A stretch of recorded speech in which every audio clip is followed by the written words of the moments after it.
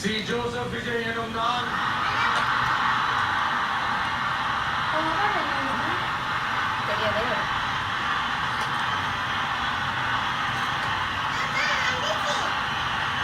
சட்டப்படி அமைக்கப்பெற்ற இந்திய அரசியல் அமைப்பின்பால் உண்மையான நம்பிக்கையும் மாறா பற்றும் கொண்டிருப்பேன் என்றும்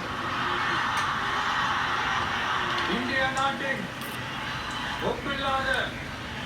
ஒரு முதல் ஆட்சியையும் ஒருமையையும் நிலைநிறுத்துவேன் என்றும்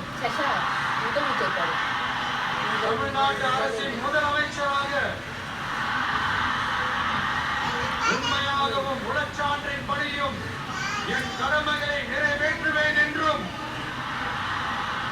அரசியல் அமைப்பிற்கும் சட்டத்திற்கும் இணங்க அச்சமும் ஒருதலை சார்பும் இன்றி